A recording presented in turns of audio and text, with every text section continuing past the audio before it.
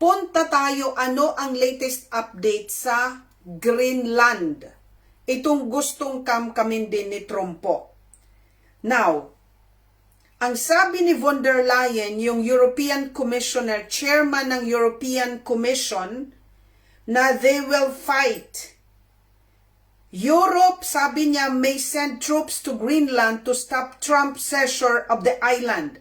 Sabi ng Telegraph ito. Ito yung latest report. Kaya nagkakaroon ngayon ng hindi pagkakaunawaan ang European Union at ang Trump administration dahil of course, gusto nilang protektahan ang Greenland dahil sabi ko sa inyo, ang Greenland ay kinukontrol ng Denmark. Denmark is part of NATO. Ang Article 5 ng NATO sinasabi na an attack on one is an attack on all. Kaya kung si Trumpo ay aatakihin ang Greenland, posibleng mamagitan ang NATO. At ito ang latest update. London is negotiating with European allies about deploying multinational troops to Greenland to strengthen security in the Arctic and deter Trump's unilateral action. The military leadership is developing preliminary plans for a NATO mission which were discussed in Brussels this week. The British Prime Minister agreed with the need to take measure against the alleged possible seizure of Greenland by Russia and China as Trump previously stated. Kasi, mga ka-curious, ang sabi ni Trump, kaya daw kukunin nila, which is propaganda na naman ni Trumpo yan, kasi wala naman sinasabi ang publicly na kukunin ang Greenland ng China o kaya ng Russia. So sabi ni Trump, kaya daw kukunin, hindi siya papayag na ang Greenland mapunta sa Russia at mapunta sa China. So ayan mga kababayan, the British Prime Minister explains the plan to send troops to Greenland. Yun po ang latest na balita. Now, may catch yon. Sandali lang ha. May catch kung bakit lahat po ito ay tungkol sa, sabi ko nga sa inyo, sa kayamanan, control ng natural resources. Ito yung mga lumalabas na may mga interest. Ang mga OTA na nakapalibot kay Trumpo diyan sa Greenland. Panoorin po ninyo. Ito ay isang revealing natin ngayon. Dahil hindi ito mapapanood ninyo. Kung ano ang at high stake diyan. Kung bakit gusto-gusto at sino ang nasa likod ni Trumpo na gusto nila kunin kamkamin ang Greenland. Trump's renewed threat to annex Greenland follow a familiar pattern. U.S. strategic rhetoric trails elite financial interest. Above all, this is financial interest. Ito ang nangyayari ngayon. Pagkatapos ni Trump na erase ang idea na kontrolin ang Greenland, ang mga bilyonaryo agad silang gumalaw, kumilos kaagad sila. Si Ronald Lauder, heir to Estee Lauder fortune, yung heir to the throne ng Estee Lauder na mayaman na billionaire, was the original source of the idea. Wow! So siya pala ang nag-isa sa mga original na nag-push na kunin ito ni Trumpo. Kasi ipupush nila si Trumpo katulad ng mga big techs na nakapalibot na kinakatigan ni Trumpo katulad na si Larry Ellison, yung gagawa ng AI, ng database na ipinagkatiwala niya kung saan lalagakan ng ating mga data sa buong mundo. Yung mga AI techs na nakapalibot kay Trump, ang nag-propose din pala, ang original na nag-push nito na kunin ang Greenland, itong billionaire na erede ng Estee Lauder. Okay? Yung Estee Lauder, yung mga perfume, yung mga pang makeup, kung ano-ano, marami yan, di ba? According to Trump's former National Security Advisor John Bolton, Lauder personally suggested Greenland to Trump during his first term. So, nung first term pa lang, sinuggest na ni Lauder, itong mayaman na billionaire, kay Trump na kunin ang Greenland. Okay? Now, kaya pala, itong pagpasok ni Trump sa kanyang second term, kaagad niya sinabi na kukunin nila ang Greenland. Okay? Lauder later invested directly in Greenland-linked businesses, including a freshwater bottling firm tied to senior figures in Greenland's ruling party. Wow! So, ipinush nitong billionaire kay Trump po nung first term niya, sabihin, kunin mo ang Greenland. Kaagad, itong Lauder na ito, itong mayaman, nakipag-usap na siya doon sa mga politiko. At gusto niya pala ngayon magkaroon ng bottled water, yung fresh bottling firm. Nagkaroon, sisiguro na ang magkukontrol ng tubig. Matagal ko nang sinabi na ang mga Digimon gustong kontrolin ang Big Two. Kaya nga matagal ko nang sinasabi na gumawa kayo ng bomba para may ganon, may ma-num-i kayo. Kasi gusto nilang kontrolin at itong interest pala kasi siguro may fresh water doon na source ng tubig, kukontrolin nila at magdidistribute sa buong mundo. His involvement appears less commercial than political, focused on access, influence, and positioning.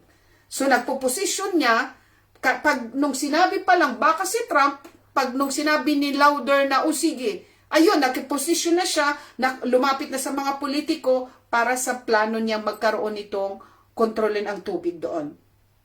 Ito pa, si Jeff Bezos ng Amazon, si Billy Boy, at si Michael Bloomberg began backing Cobalt Metals, a mining company using AI to locate rare earth and critical minerals in Greenland. These materials are essential for electronics, electric vehicles, weapon system, and green energy. Cobalt is now valued near 3 billion. Wow! So, ayan na. Pagkatapos na mag-flaunt itong idea na po pwedeng kunin ni Trump ang Greenland, ang mga Digimon kasama na si Jeff Bezos, si Bill Gates, si Michael Bloomberg, nag-umpisa nilang katigan o suportahan ang Cobalt Metals. Itong Cobalt Metals ay mining company na gumagamit ng AI para hanapin kung saang parte ng Greenland ang mga rare earth minerals. Kasi they are very rich in rare earth minerals. Nakikita niyo mga kababayan.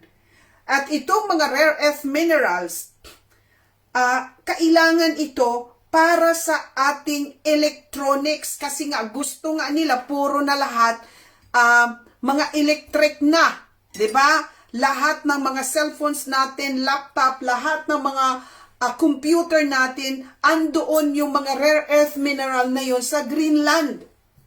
Kaya itong mga big techs na ito, or nag-i-invest sila doon.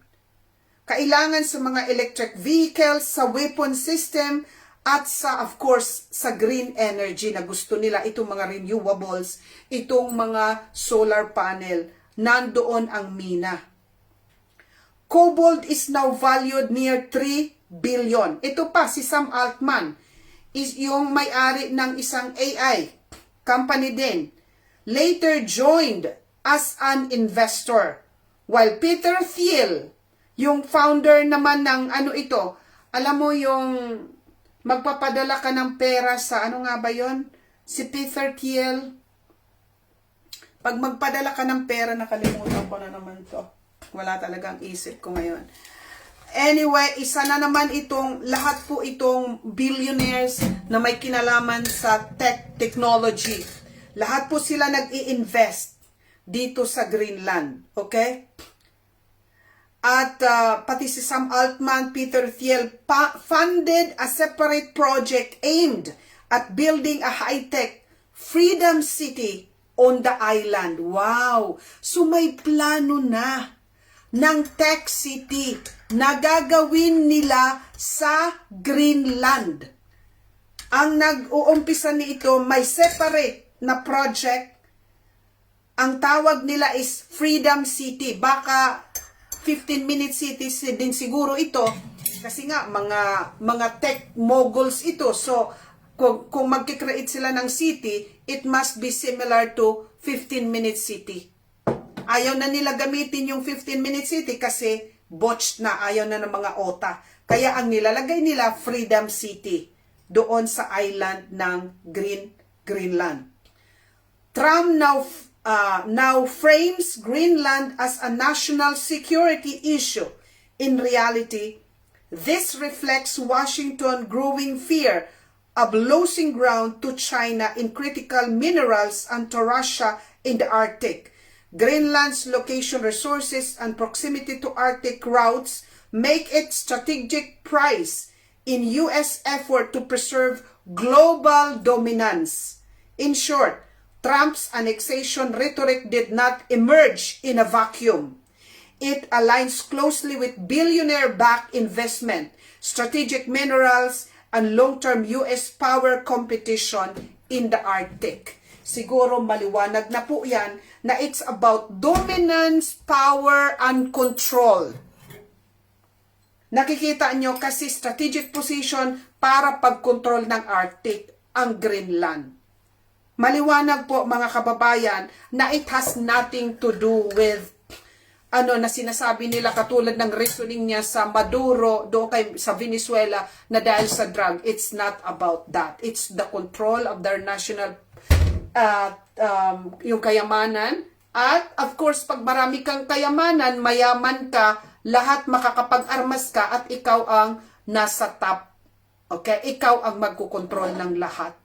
Nakikita nyo na mga kababayan, naglalabasan, pong makikita ninyo na ganito, wala naman silang pakialam maubos ang mga OTA maggwera. It is always with the interest, financial control and power.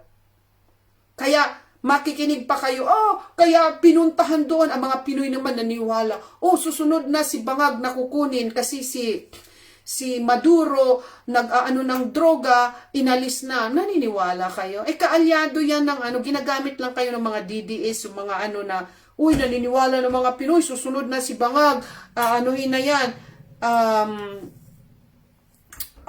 yun na yan, kukunin na yan ni Trump, susunod na yan kay Maduro. It will not happen.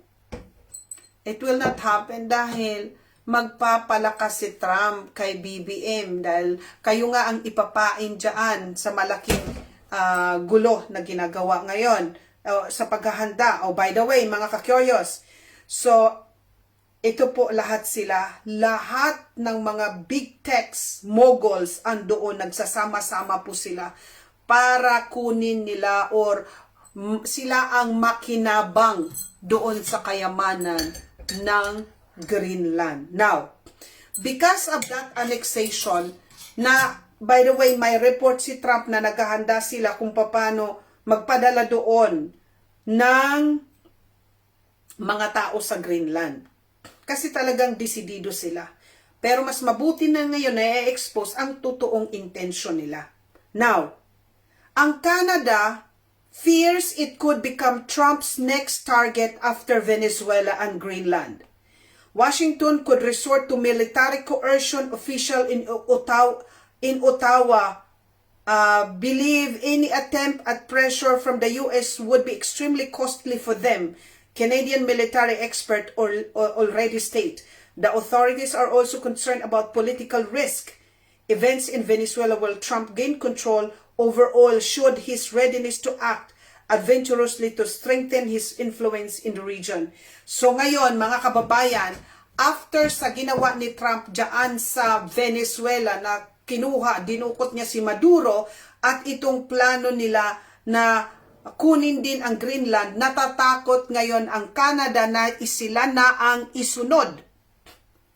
Grabe mga ka-curious, but I think ito ang aking take. lahat ng buong mundo ngayon ay nakatingin sa Amerika. Yes, they have all the power.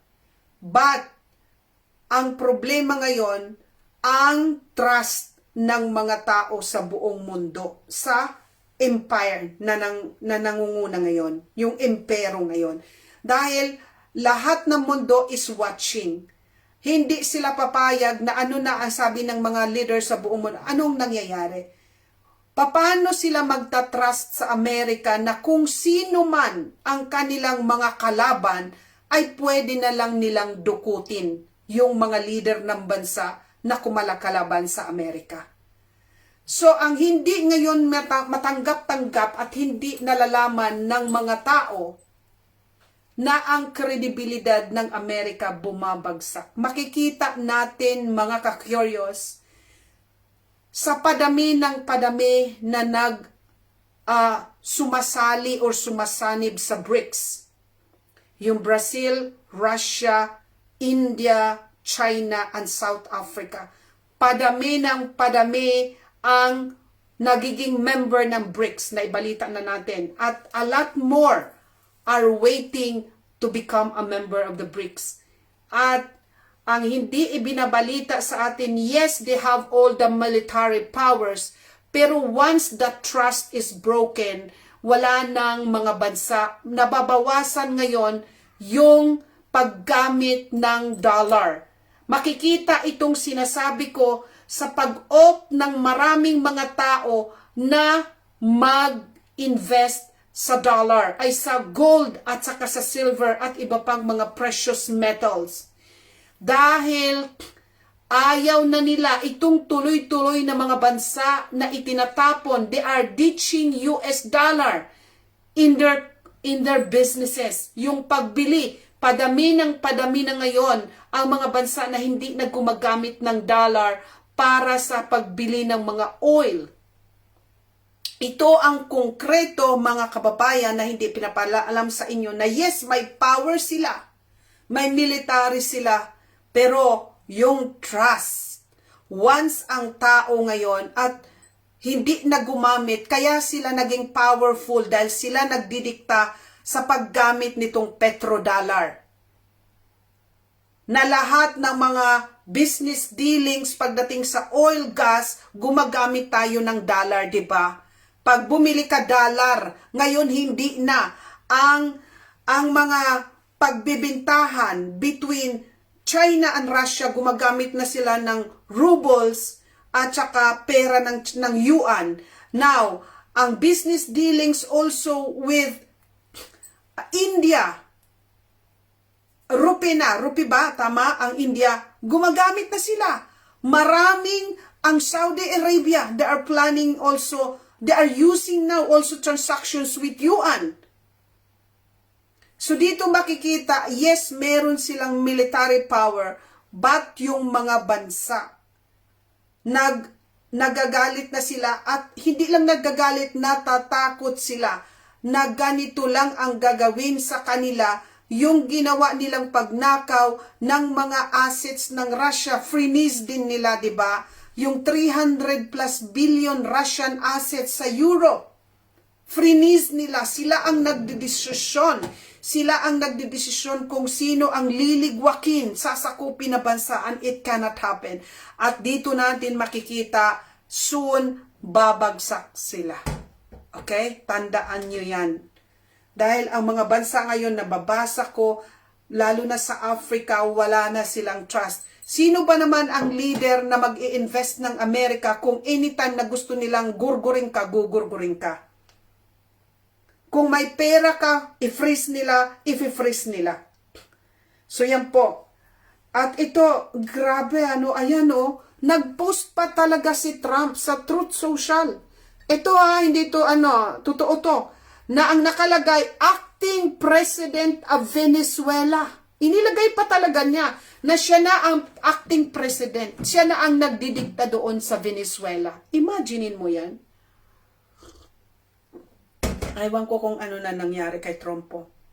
Nag-share siya ng picture of himself as the acting president of Venezuela.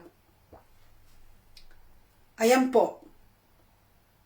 So, ang mga nagpe-prepare ngayon, ito, ang sabi ng nagbabala ang Iran, ito yung mga latest na kaganapan, na pag sila'y, kasi di ba nakikipag-usap na sila, nakikipag-negotiate sa Amerika. Pero ang sabi nila, kung si Trump, tinira sila, binangbang sila, dahil di ba ang sabi ni Trump, nag-iisip sila ngayon ng estrategiya na mas matindi paano nila titirahin ang Iran. So ang Iran nagsabi na we will light up Israel and your military bases. Ibig sabihin, titirahin ng Iran, kung tirahin sila, unahan sila, yung mga military bases ng Amerika dyan sa Middle East at titirahin nila ang Israel. Iran's parliamentary speaker just told Trump loud and clear, try anything stupid and Israel burns along with every US base in the region. Walang metaphor, walang diplomacy, just straight up threat. So, kaya siguro, nag-reach out pa rin ang Israel na gusto pa rin nilang makipag-usap. At maganda yon habang nag-uusap pa. Ang masama kung hindi na sila mag-usap. At factory, ito, grabe to. Di ba na-post ko sa inyo na ang China, itong J-35 stealth fighter enters mass production. Imaginein mo nagma-mass produce na sila ng parang sasakyan lang. Parang yung Toyota RAV example na magkakaroon ng mass production. Now, Chinese government are mass producing J-35 stealth fighter jets. Yung stealth, yung hindi ito nakikita ng mga pangbangbang. At mass production, ibig sabihin pangmaramihan. Wow. So what does it mean? Pangmaramihan, para ka lang nagpa-production ng sasakyan. And these are fighter jets, stealth fighter jets. Enters mass production. Now, ito pa, ang Amerika, merong startup company, maliit na company, quietly, patahimik sila na nagpe-prepare ng US drones para sa US troops for the next era of warfare, where battles won't be fought by soldiers but by swarm of machines. The American company started out creating large-scale drone light shows. Now, that same technology has found a very different mission. The coordination and precision once used to entertain crowds are now being repurposed for the battlefield, helping recreate one of the toughest threat modern troops face, coordinated drone swarm attack. Wow! Itong maliit na company na gumagawa ng drones para sa entertainment, alam nyo na nakikita yung nagpubuo sila ng mga image sa sky, nagawa ng drones na natutuwa tayo. Uy, ang ganda, grabe. Meron din sa Pilipinas nito, mga drones, di ba? Now, the same company, gumagawa na sila ng panggwera. Dahil ang next generation na war is not anymore yung magbabangbangan tayo, kundi mga drones na. Swarm of drones na titira na sa mga bawat kalaban. So ito ang phase na nakakatakot. Nakakatakot kasi pag tinarget nila kung yung kalaban nila nandoon sa bahay na yon, pwede silang magpadala ng drones na targetin kahit natutulog ka sa gabi. Nakita ko to diyan, ginagamit po ito ng mga drones sa labanan ng Ukraine at Russia. So inito na po ang next generation ng warfare. Gagamit sila ng mga drones, mga kababayan. At nakita natin ito sa mga movies. At ngayon, realidad na po. So hindi ko na patatagalin dahil ang sakit na ng ulo ko. Nakikiusap na lang po ako as always. Wala akong ibang hinihingi na pakiusap sa inyo. Sayang po itong mga impormasyon kung hindi ninyo isi-share. Kung ikikip nyo lang sa sarili ninyo, hindi kayo nakakatulong. Dahil pinufulfill nyo lang yung sarili ninyong interest. I-share nyo po. dahil importante po ito. Gusto ko po munang magpasalamat doon sa nagbigay. Ito, yung ating video na ang dami nag-share. Ito, thank you sa mga nag-share sa video na yan. Aming mga kaganapan. Ang gawin po natin, as I have been telling you, pakiusap na yung mga kaibigan ninyo, tell them to follow Link Channel at yung mga links sa iba't ibang nating mga platforms, mag-follow po kayo lalo na sa Telegram. Bukas live tayo doon. Thank you so much for the support, for untiring, lalo na kay Sir Alren, Sir Geraldo Paz, yung mga Sir Ma'am Vilma, lahat kayo, si Ma'am Alin, lahat, yung mga nagsishare, nagtatag, hindi ko kayo mapasalamatan lahat, but yung tulong nyo na yan, hindi primarily sa akin yun, dahil wala naman tayong kinikita dito. Tulong nyo po na marami yan sa kapwa ninyo. So maraming salamat, Liza Gusto na Parota, maraming salamat po. Yun yung balita na ayaw nilang malaman ninyo. Kaya hindi tayo tatantanan. Okay? Salamat po. Again, dito na lang, sharing good things is caring. Bye po mga ka-curious. Thank you.